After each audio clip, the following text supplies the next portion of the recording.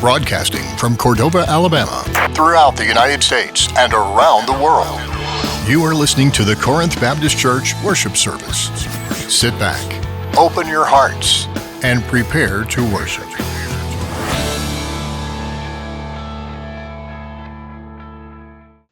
Hello, everybody. We're going to do Sunday, March 15th, Sunday school lesson, Corinth Baptist Church.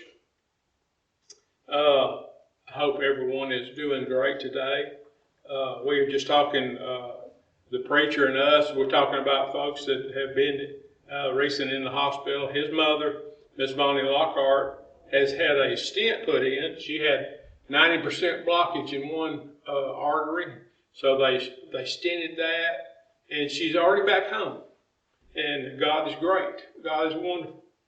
And Lakin, you've heard us talking about Lakin before. I believe she is already back home from Colorado, where she's been doing therapy, and she is doing great and on the road to recovery. So just continue to pray for these people and pray for everyone. Pray for me that I can do this lesson and hopefully y'all will get something out of it.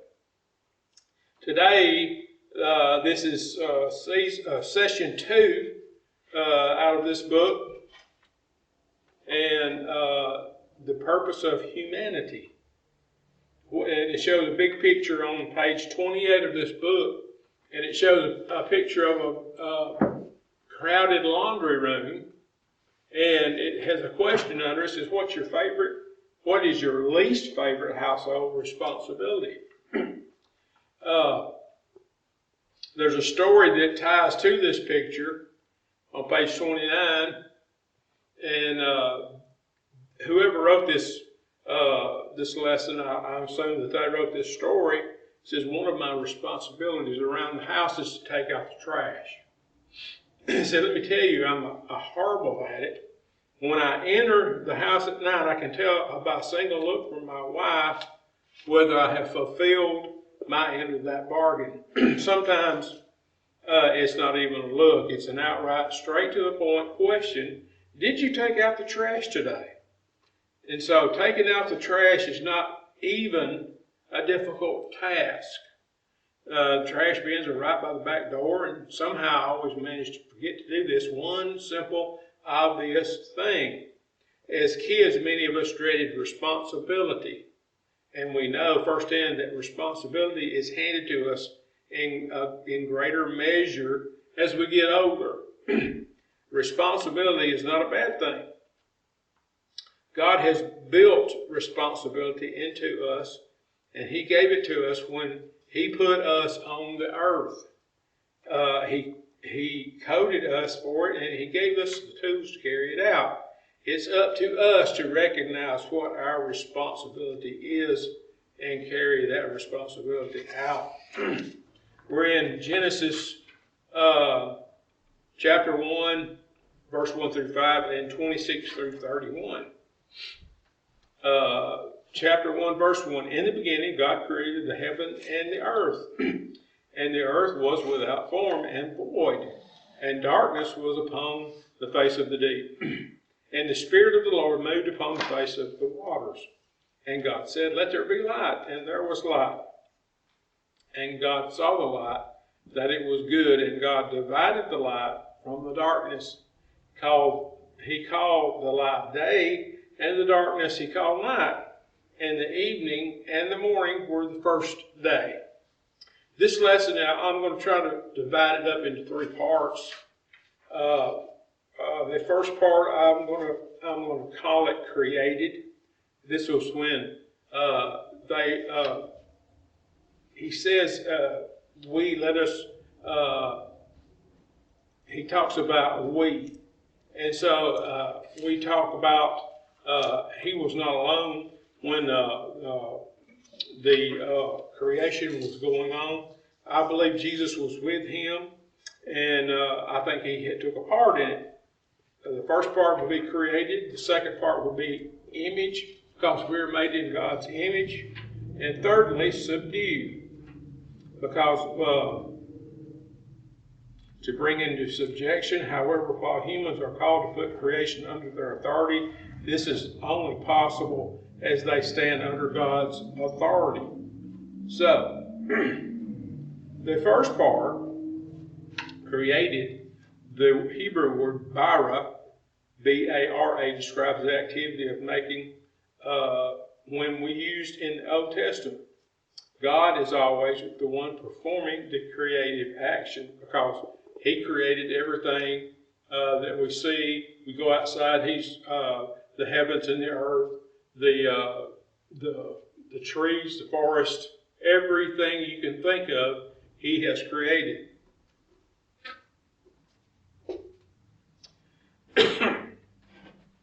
Now this lesson, I've tried to separate 3 parts of this lesson so we can understand it better. And when you think about it, the book of Genesis is the very first book of the Bible. But when you talk about when Adam and Eve were in the garden, there was not a Bible. There was not anything but them two and God. He would come down and visit. And so when there was no talk about to anyone else but them 3, they knew who God was. They knew what He had given them and what their purpose was. But when you fast forward a few thousand millennia, or a few hundred, if you will, when other people started learning about God and who He was and what He was about, the question about what are, and you come across a person that has no idea who God is. So you have 3 questions. What are they familiar with? Who do we need to tell them, or what do we need to tell them about God? And how do we bridge the gap between these 2? So the Israelites were the first people, and Moses was among them in the desert. We all know the story. They were wandering in the desert for 40 years. And Moses had the tablets. He had the 10 Commandments on the tablets. He had been to see God. And so these people, these Israelites, were what they call in this lesson the original audience to learn about God. So what are they familiar with? They don't have any idea who God is. And what do we need to tell them? What does Moses need to tell these people? How does he get this idea, this concept over to them? What do they need to know about God? So these people, they didn't have a Bible to read as we do. Whatever we want to, whatever subject we want to look at in the Bible, all we got to do is just look it up. They didn't have that. They had to have someone to explain it to them. So these first people who read it were mostly the Israelites, and they were wandering in the desert. But they had been freed from slavery in Egypt, and God was behind that. So that was one thing that they needed to know: who had freed them. What they knew about God had been passed down orally from other people ahead of them. And that's the way that they would pass it on to their children, and their children would do the same thing and keep it going from generation to generation. So as they wandered in the desert, they would come in contact with other people, or they had other people amongst their group. People from Egypt, Canaanites, Hittites, and these groups, if they were perceived, while they were talking to them, getting to know them, if they were perceived as more civilized than they were, what do you think would happen? They might be tempted to think the way they told the story about God was more established. And so they might lean a little bit toward the way they told it. It might not be correct, but they might lean a favorable ear toward their idea. Was the Egyptians right? Maybe. Was the world birthed out of a cosmic egg? Or perhaps they should consider the Mesopotamian belief that all we know about was created out of the carcass of one of the old deceased liturgy gods. And so in Genesis 1, it reveals a wholly different account. One that quickly cuts to the chase. In the beginning, God created the heaven and the earth. It's almost as if the writer were saying, under the inspiration of the Holy Spirit. Now, y'all listen to me what I'm saying. You're hearing all kinds of confusing things from all kinds of different people. And you're fixing to get in trouble. Be careful who you listen to. Let me tell you about who is really in charge. And you pay attention to me. What he did and how you can, what he did, which was God, and how you can know him. So, the Bible, or biblical worldview, is unique in that not only do we know who created everything, if you go outside, like I said, you look around, everything under your eyes, God created. We can also have a personal relationship with him.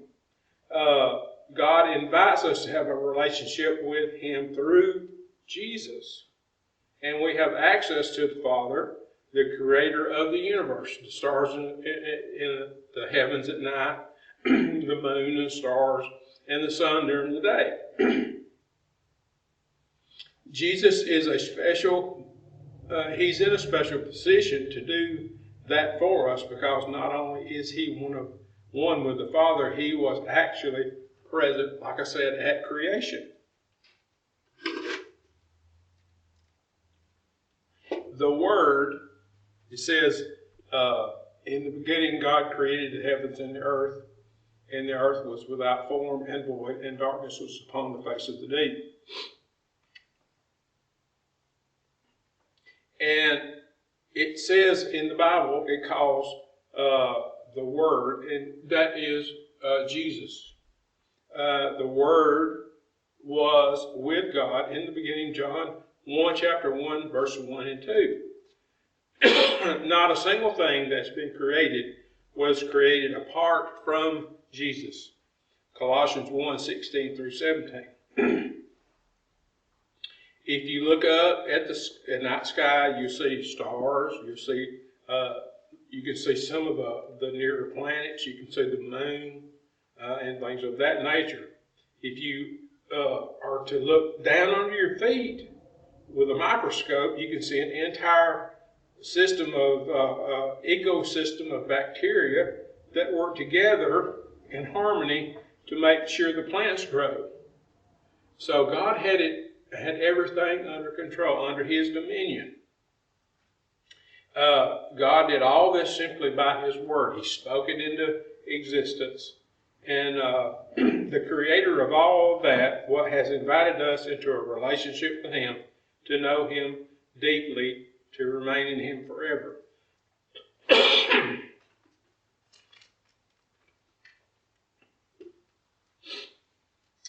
God, one thing you have to remember,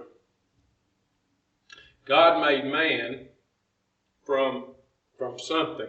He reached down and picked up a handful of dust off the ground, and he blew life into it. So he started with something when he made man. But everything else he spoke into existence. Genesis chapter 1, 26 and 27.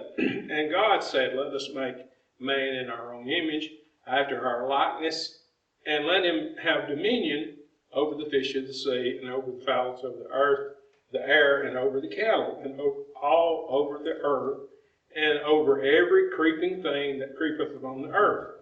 So God created man in his own image, in the image of God created he him, Male and female created he them. What we need to pay attention to in this part is image. We were created in his image. That's in verse 26. Humanity's reflection of God, it cannot be reduced to a list of qualities. Instead, it encompasses every aspect of our being. It encompasses everything that we come in contact with. I have to get some more water. For example, some Christians look at the image of the cross, and that image causes them to contemplate Jesus' death, burial, and resurrection. Unfortunately, some people tend to worship an icon rather than the one it represents. They want to wear a gold cross around their neck, or they want to have rosary beads, or whatever. They want to worship it rather than Jesus himself. So they get confused on what they're supposed to worship. And they talk about icons.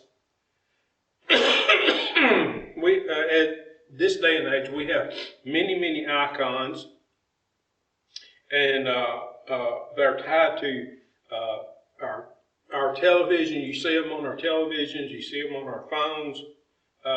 You tap a picture on your phone, and this application takes off. And the word for that picture is an icon, an image that points you somewhere else, takes your eyes off of what you need to. In Genesis 1, 26-27, the word translated image is the Hebrew word Selem, S-E-L-E-M. The word is used 16 times in the Old Testament. And most of the time it is used negatively. For example, then you shall drive out all the inhabitants of the land from before you, and destroy all their pictures, and destroy all their molten images, and quick pluck down all their high places. However, in Genesis 1, God was not talking about stone images or icons or apps on our phone. He was talking about us. And he said something amazing about how he made us. To be made in the image of God means we are made with something the rest of creation doesn't have. Think about what makes humanity different from your dog or your cat or whatever. Our ability to think, reason, and process morality is different than anything else in creation. We have the capacity to adapt and tame the land around us, no matter what that land looks like. But the most unique thing about us is that we are created to be God's representatives. God made everything, but he made humanity with the unique responsibility of being his representative on earth. As his image bearers, we are created to rule over the animals and over the earth. And the Hebrew word rada is translated have dominion. We're supposed to be over everything on this earth. It means to subjugate, to have dominion, or to reign. And humans made in God's image are capable of thinking, discerning, and making choices as God's ruling representatives. Of governing the earth in his place. The third point is Genesis 1:28-31, and it is subdue. And God blessed them, and God said unto them, be fruitful and multiply, and replenish the earth, subdue it, and have dominion over the fish of the sea, and over the fowl of the air, and over every living thing that moveth on the earth. And God said, behold, I have given you every herb bearing seed, which is upon the face of all the earth, every tree in which is the fruit of a tree yielding seed, and it shall be used for meat. and to every beast of the earth, and every fowl of the air, and to everything that creepeth upon the earth, wherein there is life. I have given every green herb for meat. And it was so. And God saw everything that he had made, and behold, it was very good. And the evening and the morning were the sixth day. So the key word in this verse is subdue. That's in verse 28. To bring into subjection. However, while humans are called to put creation under their authority, this is only possible as they stand under God's authority. And so, as being created in his image, he didn't just place us in an elevated position in creation to sit and bask in it. He tasks us with being caretakers and to live in a way that brings honor to him. God gives us 3 tasks: to be fruitful and fill the earth, subdue the earth, and relish everything that God made, because he made it all to be enjoyed.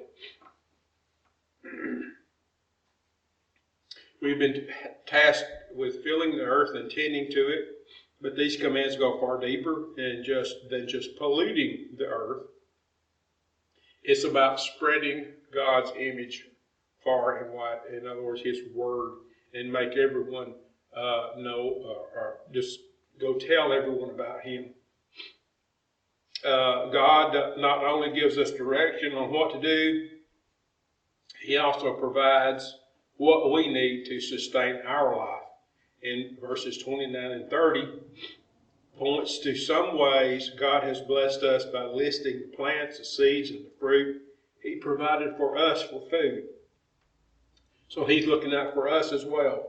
He is what is known as the benevolent provider. He has ensured both humans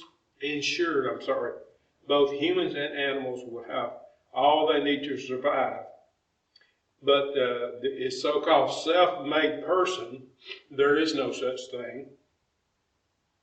Everything they may have more than some other people, but they didn't do it themselves. God gave them the ability and the strength to do this and bless them. It's called they are a myth because of all his what they have is through his abundant provision. So think of how blessed we are. We get to know our Creator in a personal way, and we get to care for his creation, and we get to be his image bearers.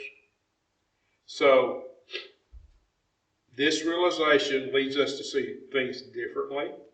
It changes the way we see the people around us. They also were created to be image bearers.